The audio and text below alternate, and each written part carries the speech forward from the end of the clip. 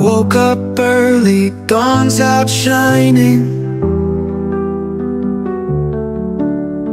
Coffee brewing, thoughts aligning. Business world keeps redefining. Success is more than just headlining.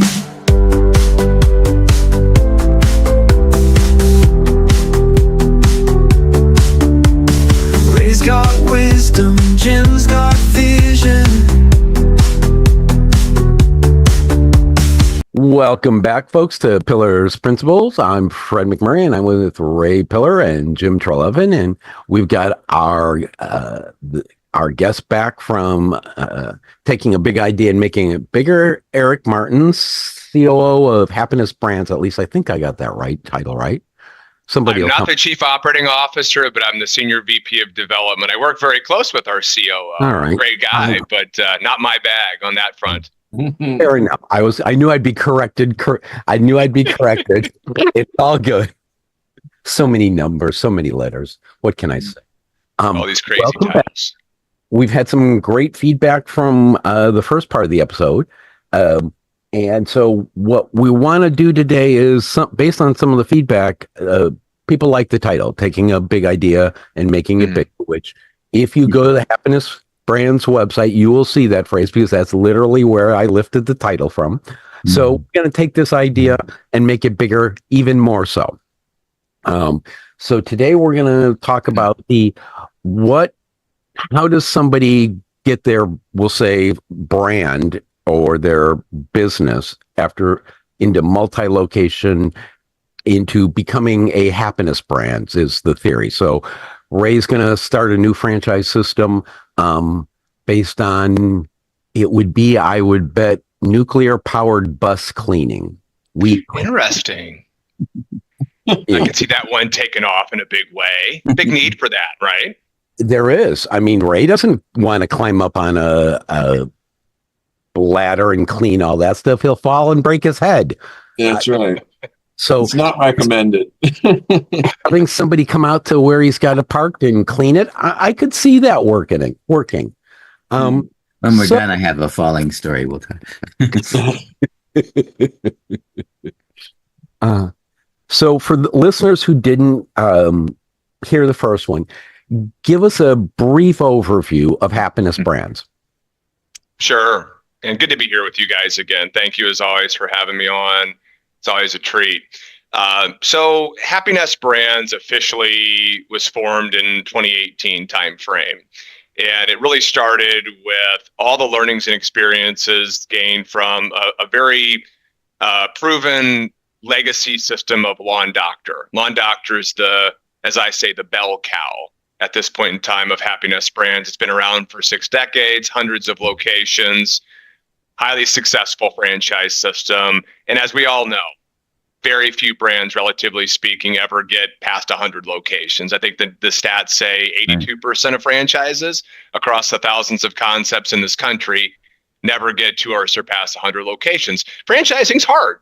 We know that, but we've done it successfully and proven we can do it. So that's kind of where it started. We had a lot of years of experience, learnings, a great back office support team, a media team, a call center, all the ingredients that have made Lawn Doctor successful. And we sat back as a leadership team and said, why can't we do this for other service brands? Widgets are widgets, whether it's lawn care or pest control or cleaning, or we clean windows or gutter cleaning, whatever the widget is.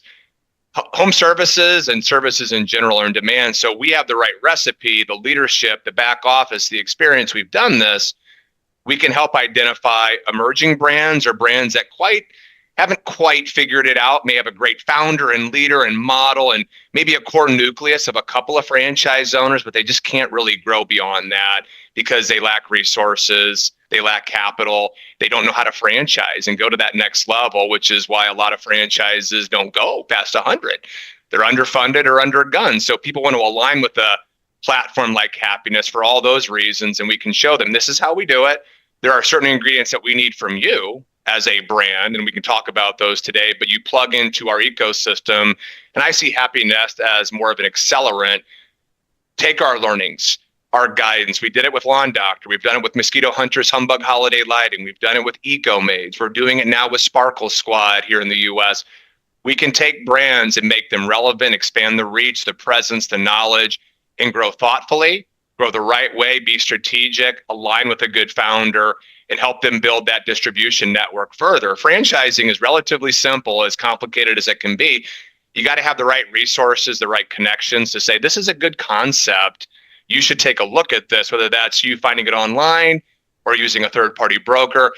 We bring a lot of those resources and experiences to the table for a founder who wants to grow a brand. And it's got to be the right fit for us, which we'll talk about, obviously. But that's what we wanted to build, was a mothership that allowed brands that want to look more like Lawn Doctor get there more efficiently, more quickly, be resourced to do that, and have the recipe and the ingredients that we've used for many years with Lawn Doctor and other brands that we've brought into the nest and have grown under that platform here. So that's what would be appealing, I would think, to a emerging brand, a founder, someone who's like, oh, I want to look like that and have those resources.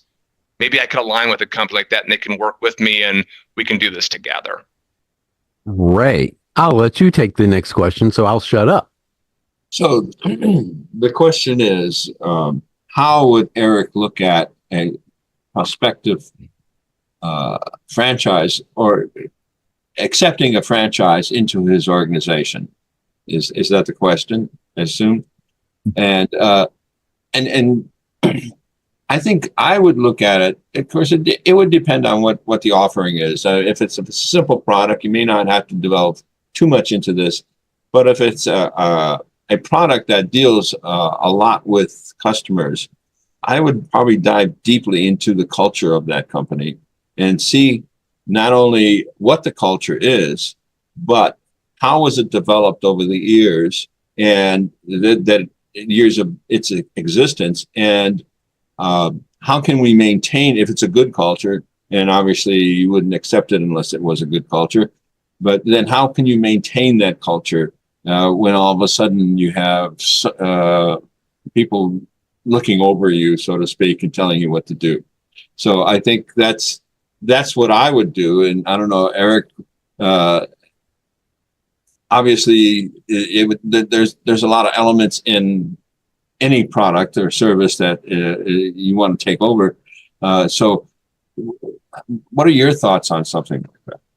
That's a really good question, because there's give and take in every relationship in business, as we know. And the happiness mantra, our mission here from a happiness perspective, is we want to align with passionate founders who want to build iconic brands. You'll see that on our site and in a lot of our literature. And it's not appealing for everyone. When we look back on the brands that currently Happiness has in the portfolio, each of these brands have a service, have a widget, obviously. We're very focused on home services first and foremost. Our lane, our service concepts, all services kind of get lumped into home services, but whether it's commercial or residential, that is our lane. In other words, we're not interested, and I don't think we ever will be. I'll never say never, but I don't foresee us going down the path of, hey, there's this new fitness concept or this new burger joint. Let's bring that into Happiness. That'll fit really well alongside Lawn Doctor and, Mosquito Hunters, et cetera.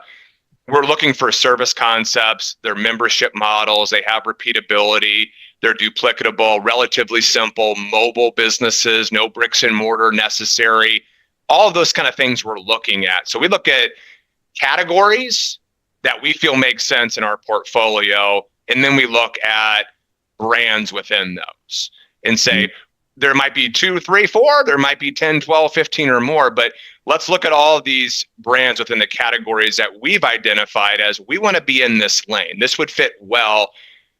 What does this brand have? What resources are they bringing into Happiness? Is there a good SME, a founder who knows that model well? Institutional knowledge about the widget, the services can help train us, because we're not experts on XYZ widgets. We get to know them really well.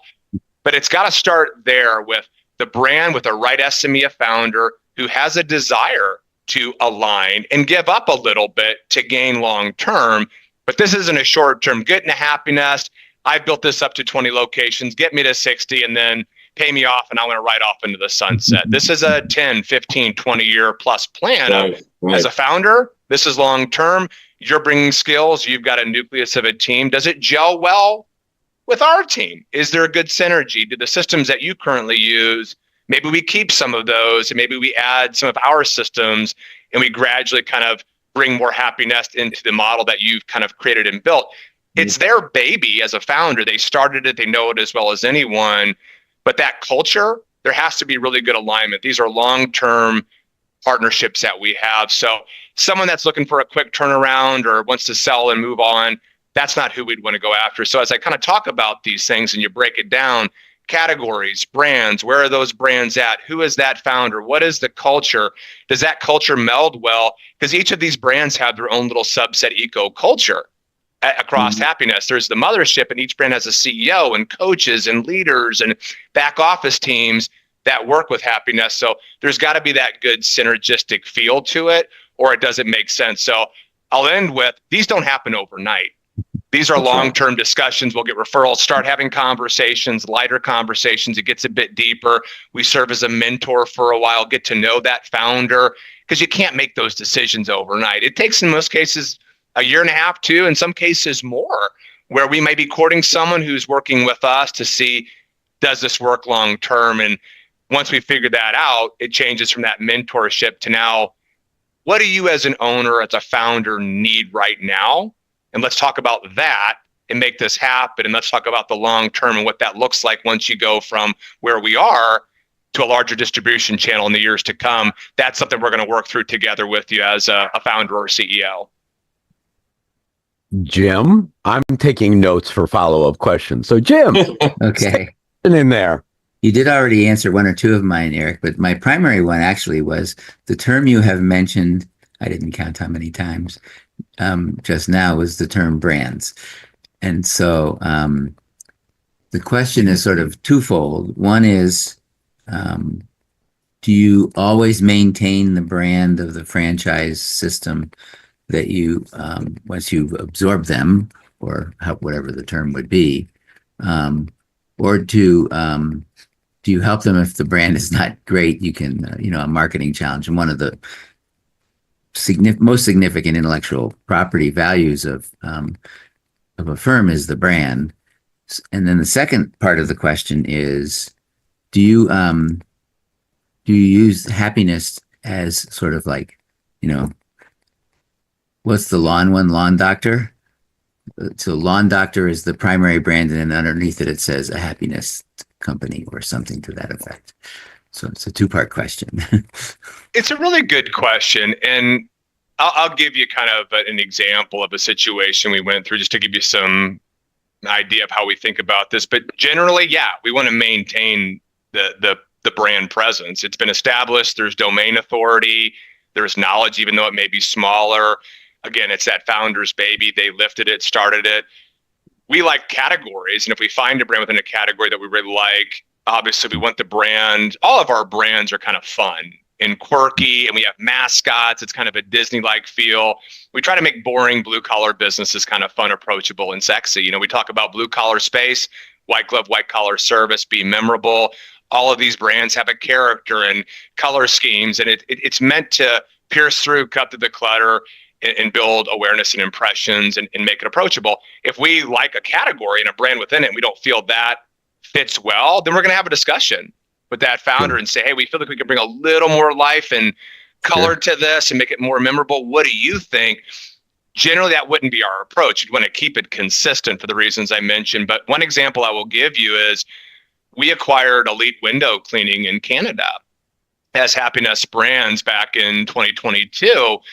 We have been looking for several years for a really good exterior beautification concept that we could bring into Happinest. Window cleaning, gutter cleaning, pressure washing, house washing.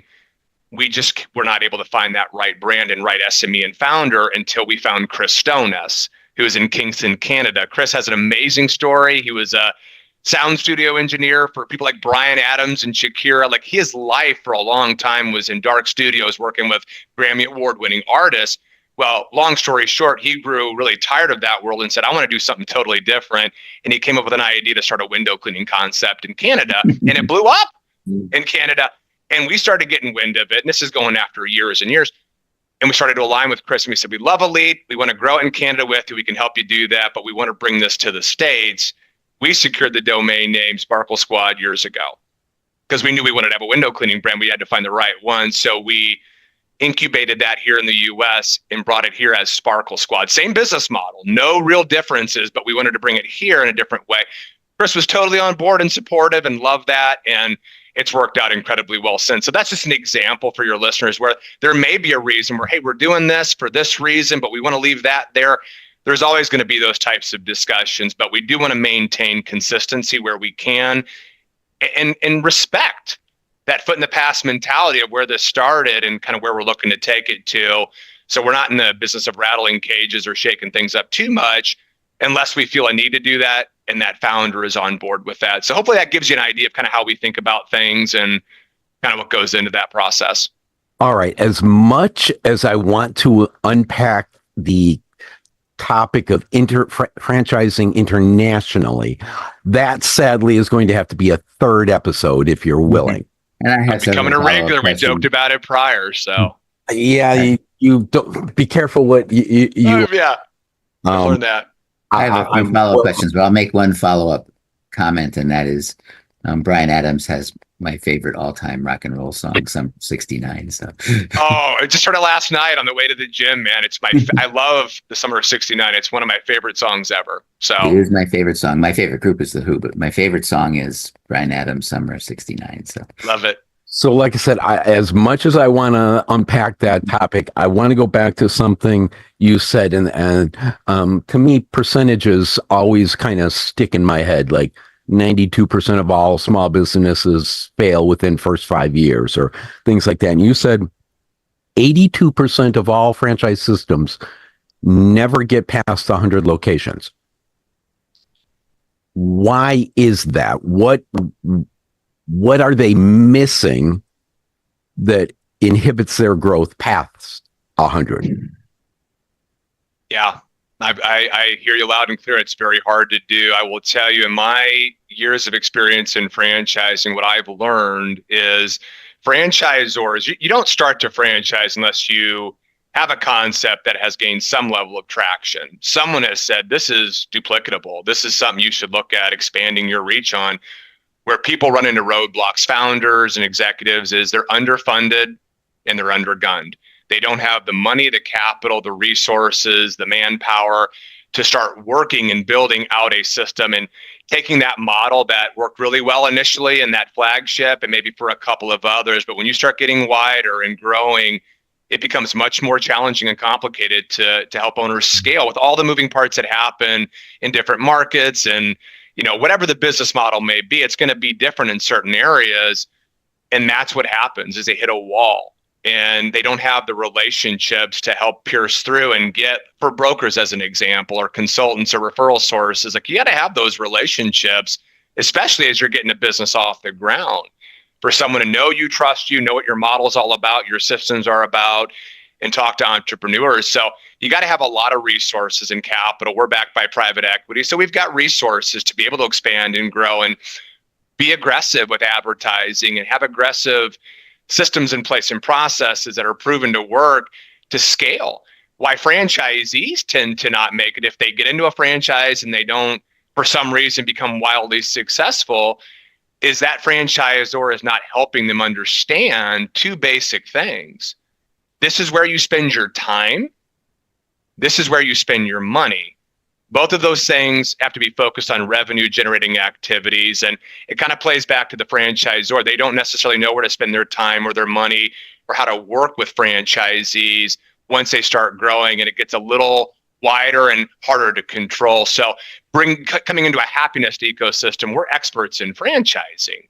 We have hundreds of years of leadership experience. We have great relationships with consultants. We have great relationships in the franchise community. We're known as a very strong culture company that does things the right way. Not perfect by any means, but we do things the right way. We work very hard to set things up for success for our founders and for franchise owners coming on, because we've got the resources and the experience behind us to do that. So that's the answer, Fred, to your question. It comes down to money and resources and just having support personnel available before your revenue justifies that, right? Okay. So we're not bootstrapped. I love that. And when you hit the revenue thing, you made me flash back to one of Ray's rules, which was when buying a franchise, you want to have at least 2.5 times the amount of capital available, that 2.5 times the money that the franchisor says you need to have. You want to have at least 2.5 times that, because you need money to live on. Go ahead, Ray. What else? And those things that happened along the way, the economy floundering and the COVID's happening, and it's something to sustain you so you don't have to give up your franchise just because you needed another dollar. So when he came up, so when you said underfunded there, I flashed to that number, the 2.5 times one that we call the raise rules. Is there a formula for funding that these people, in other words, you need X amount, like we can define for somebody wanting to buy a franchise? Is there a funding formula that franchisors should have for growth, is I guess what I'm aiming at? Yeah, absolutely. And I think we all understand, as a candidate, we're talking about that specifically, of researching a franchise. I think people shop for franchises differently than they should in many cases until they start to get some education. They shop like a consumer. It's like, what do I like? What do I want to do? And what's cool out there? And I could see that working here. You got to shop differently. You got to score attributes of a business model first and foremost, and say, hey, what does this cost to get in? Do I have the capital to do that? How quickly can I get this to break even? What is my relationship to my staff? How many do I need? What's my relationship to my customer? What do I need to do to be successful? Is it community brand building? Is it sales? What's my focus going to be? That's how you got to score a franchise opportunity, not what it looks like or feels like or what you think you might love to do or what your brother might be proud of you for buying. It's, does this model work for me? So it gets back to the investment as a starting point. And as you get deeper into a process, you start to see an FDD and an item 7, estimated initial investment. I agree with you, Fred. I always tell people, plan for more. This is your first few months. This is getting in, paying your fees, first few months of working capital.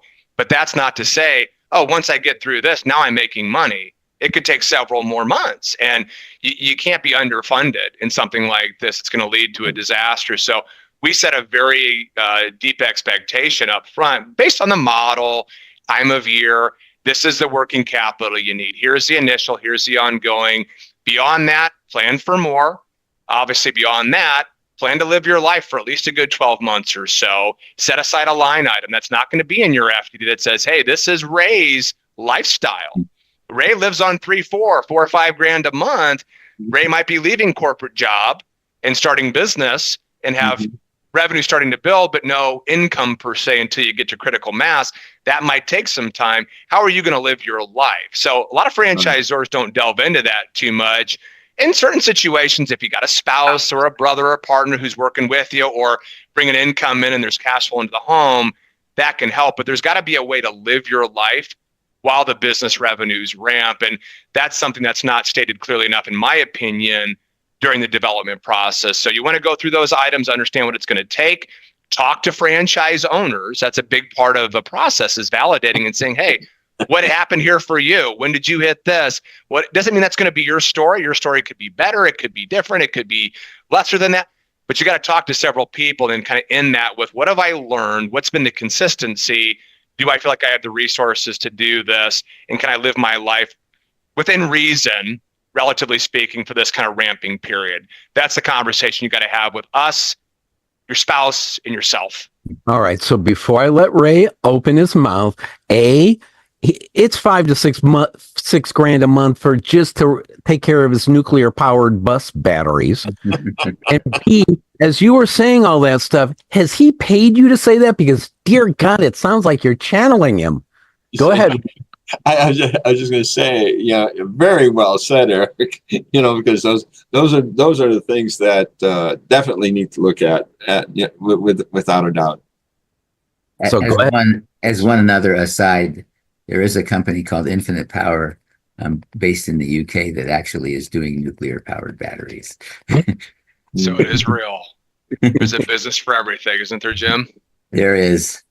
There's one thing that Eric mentioned that I'd like to highlight a little bit, and I have mentioned this on other podcasts, is interviewing other franchise owners of that product.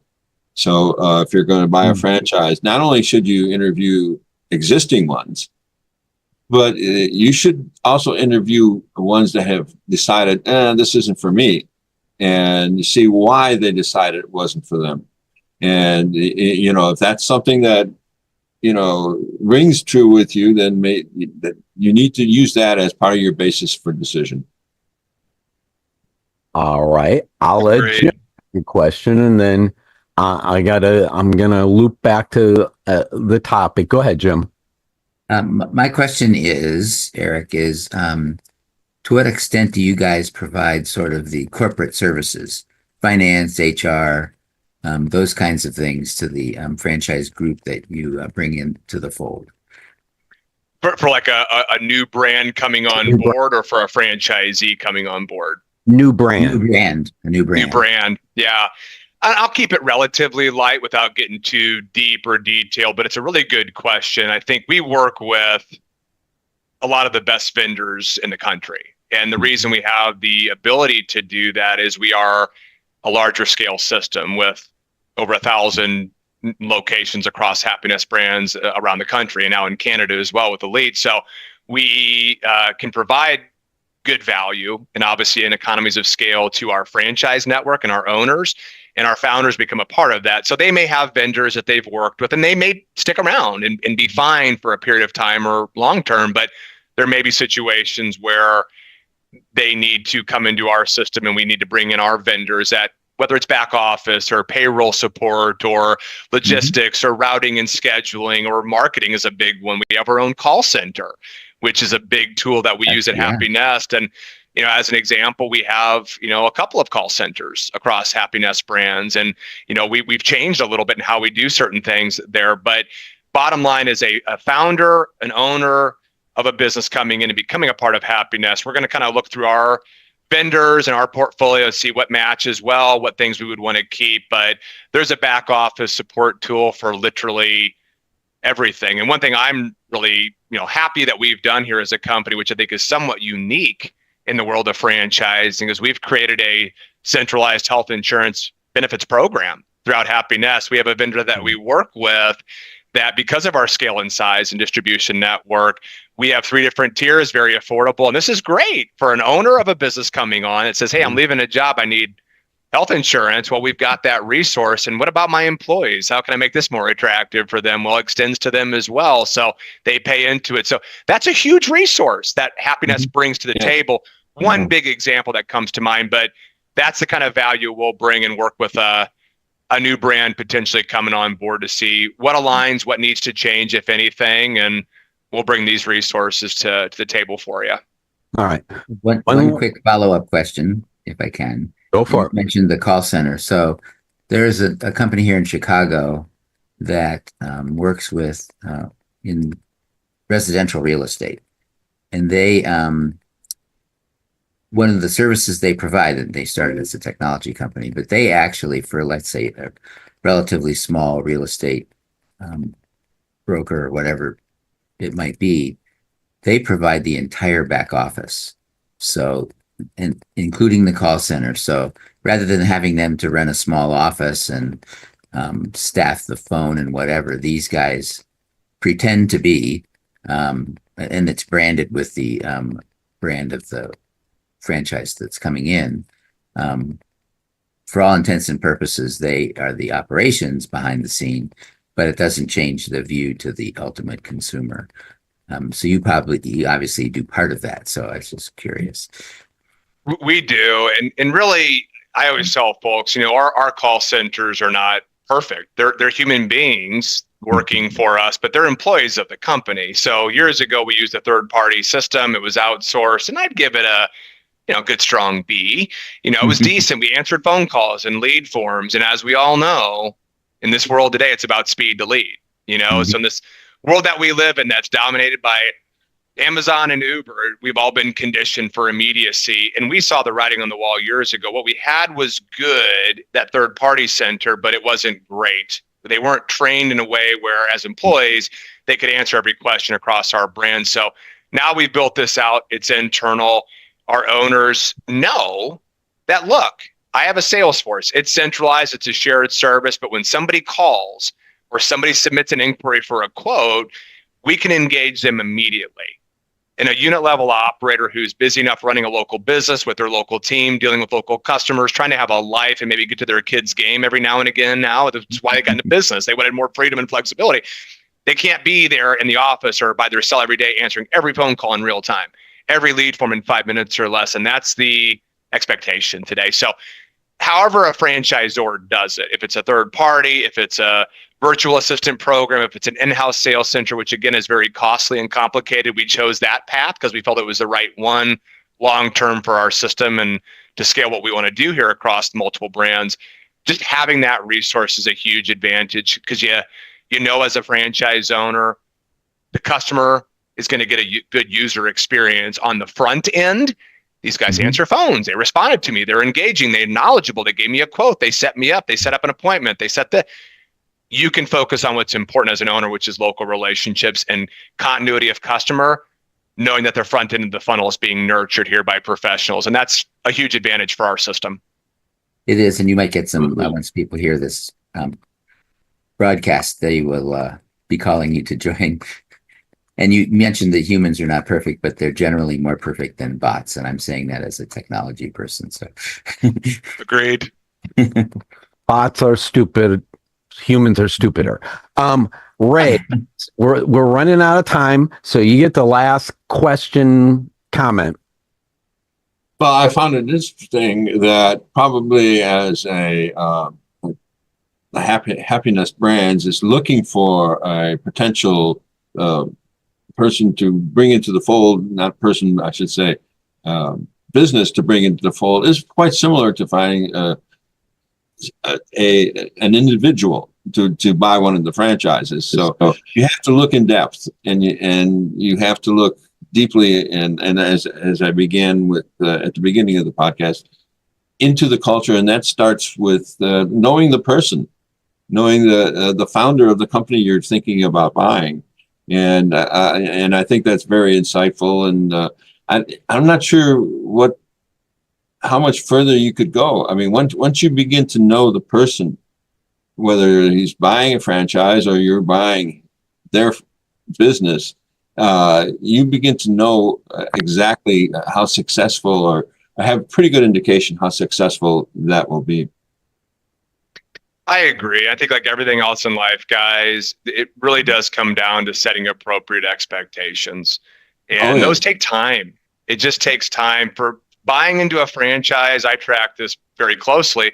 Average person spends a month or two doing their due diligence, doing their homework. Some take longer, some might go a little bit quicker, but really and truly, I want it to take that time. Myself, our team members that work with candidates, it just takes time to understand culture, best practices, expectations, my role, your role. What can this look like? How hard is this really to do?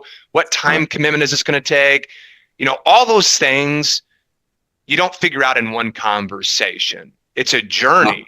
And I think most people spend years looking at franchising before they decide to really dive in and research it and make a move. So important on both sides to have those expectations set correctly. Yep.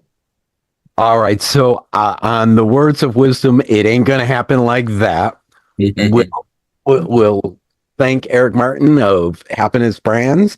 I'm Fred McMurray with Ray Pillar and Jim Treleaven. This has been another insightful and interesting episode of Pillar's Principles, and thanks to everyone who actually commented on the first one. Hope everyone finds this one as informative as the first, and we'll be back again, and we'll have Eric back on for part 3, international franchising. Ooh. Bye, all. Have a great week. Bye. Thanks, guys.